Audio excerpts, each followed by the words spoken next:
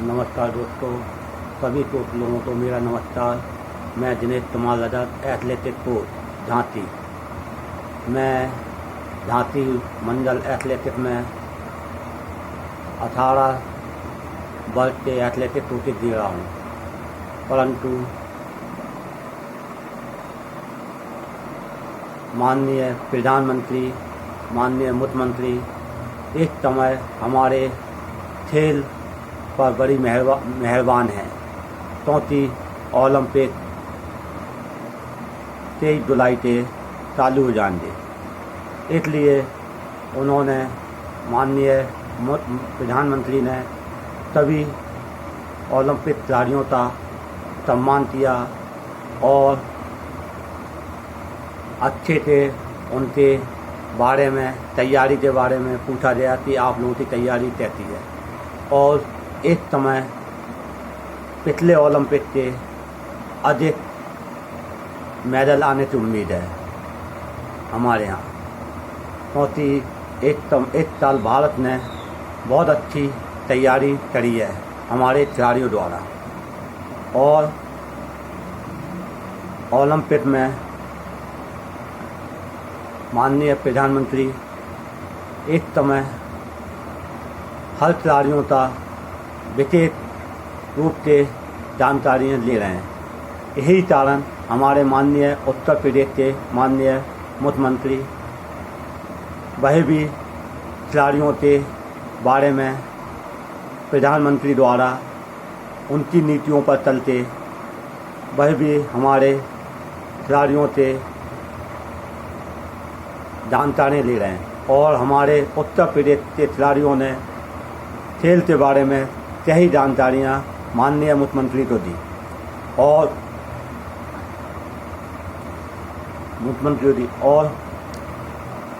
हमारे मुख्यमंत्री ने आश्वासन दिया कि जितने भी खिलाड़ी मेडल लेते आएंगे उनको पुरस्कृत किया जाएगा और उनकी हर सुविधाएँ मुआवजा कराई जाएगी। और हमारे डॉक्टर आर.पी. सिंह हमारे खेल विभाग में हम लोगों को 16 के कच्चा माए हो रहे हैं। पूरे उत्तर प्रदेश में 450 कोचों का कैंप बंद चल रहा है। इन्होंने वह बात माननीय मुख्यमंत्री जी को एक भी बार नहीं बताया।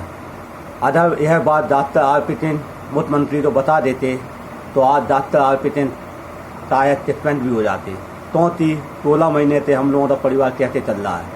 और डॉक्टर आर.पी. सिंह यही हुकूमत अपनी बाहुबली दिखाते हैं। और माननीय मुख्यमंत्री आप तो अवगत करा दें, एक समय हमारे यहाँ उत्तर प्रदेश में हॉकी से 6 से 8 खिलाड़ी ओलंपिक खेलते थे और इतने इंटरनेशनल खिलाड़ियाँ उत्तर प्रदेश से जाया करते थे। जब से डॉक्टर आर.पी. सिंह डायरेक्टर बने हैं, हमारा कोचेस था और खिलाड़ियों का पूरा भविष्य बर्बाद होता जा रहा है, क्योंकि 2 साल से हॉस्टल भी नहीं चल रहे हैं। और जितने भी हमारे उत्तर प्रदेश के जो खिलाड़ी ओलंपिक में खेलने जा रहे हैं, ये सभी दूसरे राज्यों में तैयारियां करते थे, क्योंकि हमारे यहाँ एक तो तरफ से स्टेडियम होने के बाद भी हॉकी से एक खिलाड़ी के सिवा और खिलाड़ी नहीं निकल पा रहे हैं, जबकि एक समय 6 से 8 खिलाड़ियाँ उत्तर प्रदेश से ओलंपिक खेलने जाते थे। यही कारण हमारे एथलेटिक में पूरे उत्तर प्रदेश में 2 तरफ लगे हुए हैं, बाकी पूरे 18 मंडलों में तरफ नहीं है और सिंथेटिक ग्राउंड नहीं है। और सिंथेटिक ग्राउंड ना होने के कारण एथलेटिक्स में परफॉर्मर कहाँ से मिलेगा। बच्चे मिट्टी के ग्राउंड में तब तक तैयारी करेंगे, क्योंकि उन्हें मालूम है कि बाद में सिंथेटिक पे ही हमारा अभ्यास किया जाएगा और ओलंपिक इत्यादि जितने भी वर्ल्ड ट्रैक एंड फील्ड होता है सब सिंथेटिक ग्राउंड पे ही होता है। जबकि हमारे उत्तर प्रदेश में 1 या 2 सिंथेटिक ग्राउंड है। इसी कारण हमारे एथलेटिक के कई खिलाड़ी उत्तर प्रदेश से बाहर तैयारियां चल रहे हैं और यह तब जानकारी डॉक्टर आर.पी. टिंटो है। इन्होंने तभी मुख्यमंत्री को अवगत नहीं कराया कि हमारे यहाँ खिलाड़ियों को खेलों के और ग्राउंड के बारे में सही सामग्री उपलब्ध नहीं हो पाती है। जबकि उत्तर प्रदेश इतना बड़ा राज्य होने के कारण फिर भी हमारा खेल स्तर नीचे गिरता हुआ जा रहा है।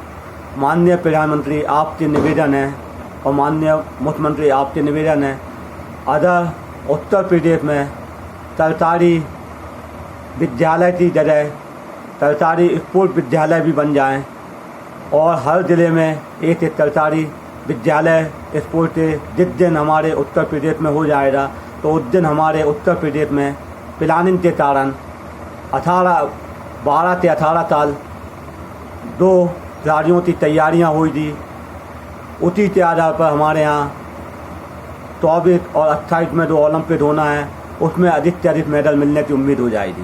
क्योंकि बाहर कई राज्य रहते हैं जैसे China, Japan, Korea, Britain, England, America, ये अपने ओलंपिक की तैयारी के लिए सालों तैयारी लगा देते हैं। 12 से 16 साल तक अपने छोटे छोटे बच्चों को ट्रेनिंग में लगा देते हैं, जबकि हमारे उत्तर प्रदेश और हमारे भारत राज्य में यह प्लानिंग नहीं चलती है।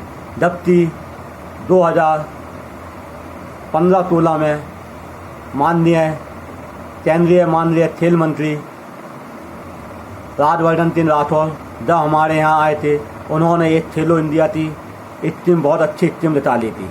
अगर वही स्कीम 12 से 14 साल तक चल जाती और हमारे उत्तर प्रदेश या पूरे केंद्र राज्य में खेल टॉयलेट खोल दिए जाते, स्पोर्ट टॉयलेट खोल दिए जाते, तो हमारे खिलाड़ियों का एक तो स्पोर्ट में ज़्यादा ध्यान होता और दूसरा छोटे बच्चे हम लोगों को जो बेसिक बच्चे जो मिलते हैं वो 12 साल तक तैयारी करते और फिर वही बच्चे हमारे ओलंपिक और उसके लिए खेलते, तो हमारा देश में भी इतने अच्छे ओलंपियन खिलाड़ी होते और 24 और 28 में अधिक से अधिक मेडल लाने की उम्मीद करती। जबकि हमारे राज्य में उत्तर प्रदेश सरकार में हमारे डॉक्टर आर.पी. सिंह 6 से 8 महीने कैंप चलाते हैं। उसी में उन्हें ओलंपिक, नेशनल, इंटरनेशनल की उपलब्धियां मानते हैं और ये हमारे उत्तर प्रदेश राज्य की उपलब्धियां हैं और यह उपलब्धियां इन्होंने तभी माननीय मुख्यमंत्री को नहीं बताया है। अगर 6 से 8 महीने में अगर उपलब्धियां हो जाएं तो फिर हमारे यहाँ पर ओलंपिक में जितने मेडल हो रहे पूरे के पूरे मेडल हमारे हिंदुस्तान में आ जाएंगे, क्योंकि ये हमारे डॉक्टर आर.पी. सिंह की सोच है। जबकि हमारे डॉक्टर आर.पी. सिंह तो एक इतने अच्छे इंटरनेशनल खिलाड़ी होने के कारण भी उन्होंने ये नहीं सोचा कि छोटे और खिलाड़ियों के लिए कम से कम 12 साल तक 14 साल तक प्लानिंग होने चाहिए। उन पर बच्चों की संख्या कम होने चाहिए। अगर बच्चे 40 से 50 एक कोच के पास रहेंगे तो वो बच्चे छोटे खिलाड़ियों क्या तैयारी करेंगे, जबकि 12 से 14 बच्चे एक कोच के पास रहेंगे तो वो उन बच्चों पर ध्यान भी करेंगे और वही बच्चे आगे चलते इंटरनेशनल बनेंगे।